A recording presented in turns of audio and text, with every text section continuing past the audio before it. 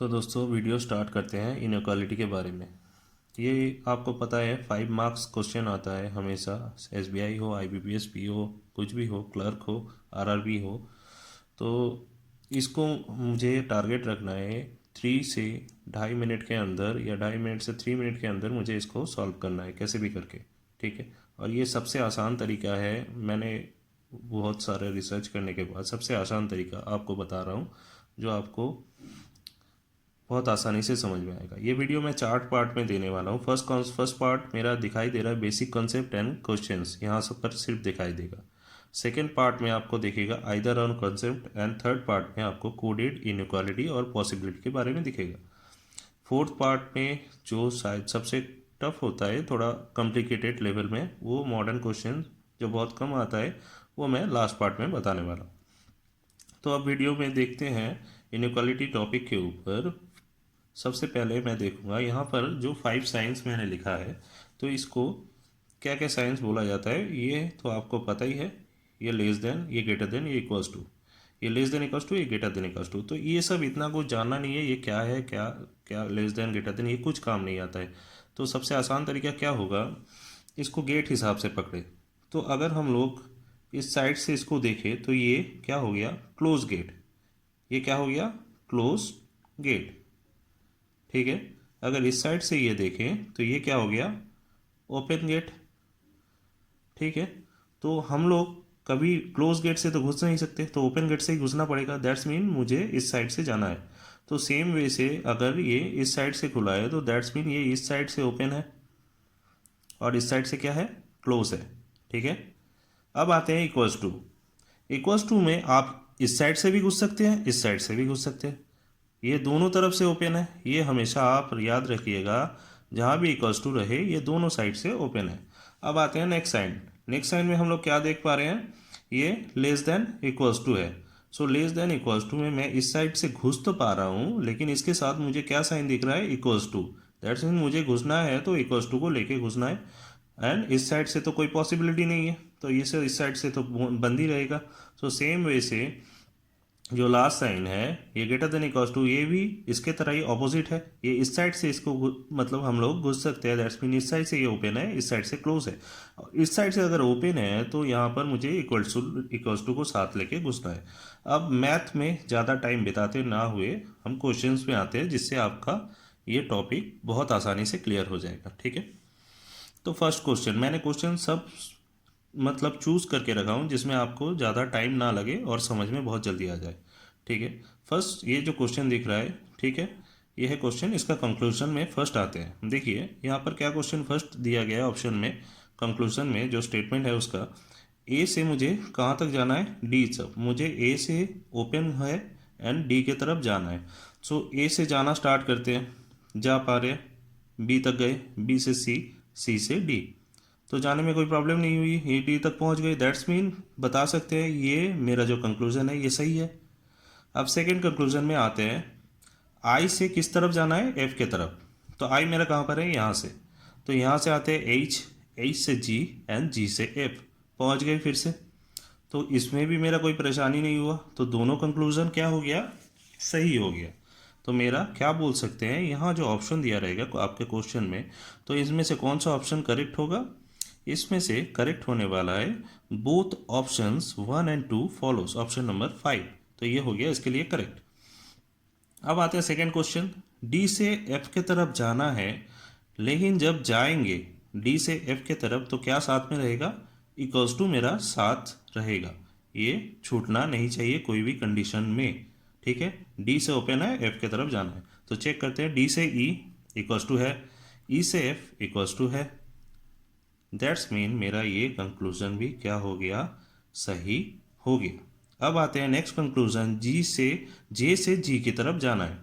सो जे से होते हुए मैं आई पे आया, ठीक है, इक्वल्स टू था, इक्वल्स टू यहाँ पर छूट गया मेरा, दिखाई दे रहा है आपको, इक्वल्स टू यहाँ पर मेरा छूट गया। दैट्स मीन यहीं पर मेरा हो गया ये ऑप्शन गलत। तो ओनली कंक्लूजन 1 इज राइट। सो यहाँ पर क्या होगा, if only one, only conclusion 1 is follows. तो इसका आंसर हो गया कंक्लूजन 1 ओनली फॉलोस। अब आते हैं नेक्स्ट क्वेश्चन। मुझे ए से डी के तरफ जाना है, लेकिन साथ में क्या रहना चाहिए, इक्वल्स टू साइन छूटना नहीं चाहिए। सो ए से बी की तरफ गया इक्वल्स टू साइन है, बी से सी की तरफ गया इक्वल्स टू साइन। दिखाई दे रहा है आपको कहीं पर भी? नहीं दिखाई दे रहा, यहीं पर छूट गया तो आगे काउंट करने का कोई मतलब ही नहीं होता।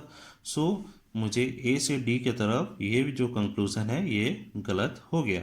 अब नेक्स्ट कंक्लूजन में आते हैं आई से एफ की तरफ। सो आई मेरा यहाँ पर है जहाँ पर इक्वल्स टू 7 लेके चलना है। सो आई से यहाँ पर एच आई इक्वल्स टू है, एच से जी आई ये इक्वल्स टू है, एंड जी से जब भी एफ आए तो यहाँ पर क्या हो गया, ये कंक्लूजन गलत हो गया क्योंकि यहाँ मेरा इक्वल्स टू 7 छूट गया, तो ये ऑप्शन भी गलत हो गया। तो यहाँ पर मैं क्या बोल सकता हूँ, option number 3 neither one not two follows. ठीक है दोस्तों, नेक्स्ट अब आते हैं डी से एफ की तरफ। डी से ई आया कोई प्रॉब्लम नहीं है इक्वल्स टू, अच्छा डी से ई तो आ सकते हैं, यहाँ इक्वल्स टू का कोई मैटर ही नहीं है। डी से ई आया, ई से एफ आ गया तो मेरा एफ तक तो आना था, तो इसमें कोई प्रॉब्लम नहीं हुआ, तो ये ऑप्शन मेरा क्या हो गया, सही हो गया। अब आते हैं जी से जे, जे से जी की तरफ जाना है। जे से आई पहुंच गया, ठीक है, आई से एच पहुंच गया, एच से जी पहुंच गया, यहाँ पर दोनों ऑप्शन राइट हो गया। सो यहाँ फिर से क्या हो गया, बोथ 1 एंड 2 फॉलोस, ये ऑप्शन मेरा राइट हो गया। ठीक है, आपको यहाँ तक मुझे लगता है समझ में आ गया, और ये सबसे आसान तरीका है, अब बहुत जल्दी सॉल्व होता है, इसमें ज़्यादा कैलकुलेशन भी नहीं करना पड़ता है। अब आते हैं नेक्स्ट में। फर्स्ट क्वेश्चन नंबर 2 यहाँ पर दिखाई दे रहा है, 2 स्टेटमेंट लिया हूँ मैंने। ठीक है, आपको कोई मार्च वार्च करना ज़रूरत नहीं है, ठीक है, इसमें इसी से आपको देख के ही सॉल्व करना है, कोई पेन पेपर अलग से कैलकुलेशन कुछ नहीं करना है। अब फर्स्ट क्वेश्चन में यहाँ पर जो दिखाई दे रहा है, ए से ई की तरफ आना है, ठीक है, वो भी इक्वल्स टू 7 लेके चलो देखते हैं। ए से सी पहुँचा, ठीक है, सी से फिर जब सी से यहाँ पर ई तक पहुँचा तो यहाँ पर मेरा इक्वल्स टू 7 छोड़ दिया, तो यहाँ पर क्या हो गया, ये ऑप्शन मेरा गलत हो गया। अब आते हैं एफ से डी की तरफ। एफ से जब सी पहुँचा तो पहुँच गया, अब सी यहाँ पर फिर से है तो सी से मुझे बी पहुँच गया, बी से डी पहुँच गया आसानी से, तो ये ऑप्शन मेरा सही हो गया। तो यहाँ पर मैं क्या बोल सकता हूँ कि इफ़ ओनली कंक्लूजन 2 फॉलोज। अब नेक्स्ट क्वेश्चन में आते हैं, क्वेश्चन नंबर 2B। सो एफ से मुझे बी की तरफ जाना है, वो भी इक्वल्स टू 7 लेके। सो एफ से मैं सी की तरफ गया, इक्वल्स टू 7 है मेरा, सी से फिर यहाँ पर बी की तरफ गया, इक्वल्स टू 7 है मेरा, तो ये ऑप्शन मेरा क्या हो गया, करेक्ट हो गया। अब आते हैं ए से किस तरफ जाना है, ई की तरफ, ठीक है, ए से सी आया, सी से ई आया, ठीक है, ये ऑप्शन मेरा करेक्ट हो गया। ठीक है, यहाँ पर कोई इक्वल्स टू नहीं दिख रहा, इसलिए कोई झंझट नहीं, तो मैं ए से ई आसानी से पहुंच गया, तो ये ऑप्शन दोनों मेरा करेक्ट हो गया। तो मैं क्या बोल सकता हूँ, option number 5 both 1 and 2 follows. So आते हैं नेक्स्ट क्वेश्चन 3B। सो मुझे यहाँ पर क्या दिखाई दे रहा है, एफ से मुझे बी की तरफ जाना है। सो एफ से सी पहुँच गया एंड सी से फिर मुझे बी पहुँच गया, तो ये कोई परेशानी नहीं हुआ, ये ऑप्शन भी करेक्ट हो गया। अब आते हैं एफ से डी की तरफ, ठीक है, एफ से डी की तरफ आना है लेकिन इक्वल्स टू 7 लेके आना है। सो एफ से सी पहुंच गया, सी से बी भी पहुंच गया इक्वल्स टू 7 लेके, लेकिन जब भी बी से डी पहुंचा इक्वल्स टू मेरा 7 छोड़ दिया, तो ये ऑप्शन भी मेरा क्या हो गया, गलत। यहाँ पर एक ही ऑप्शन कंक्लूजन में फॉलो किया है, सो क्या बोल सकते हैं यहाँ पर, ओनली 1 फॉलोज। ठीक है, नेक्स्ट क्वेश्चन में आते हैं। यहाँ पर दिखाई दे रहा है स्टेटमेंट 2। स्टेटमेंट में क्या दिखाई दे रहा है,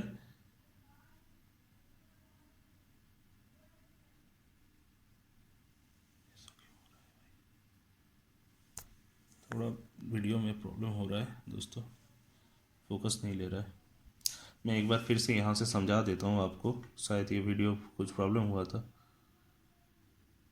देखिए दोस्तों, फर्स्ट क्वेश्चन में क्या दिया गया था, ए से ई की तरफ प्रॉब्लम हुआ था, मैं इसलिए फिर से रिपीट कर रहा हूँ एक बार। ए से ई की तरफ आए थे, सो ए से सी की तरफ आ गया, सो सी से ई की तरफ मैं जा पाया, लेकिन इक्वल्स टू में यहाँ 7 छोड़ दिया, तो ये ऑप्शन मेरा गलत हो गया।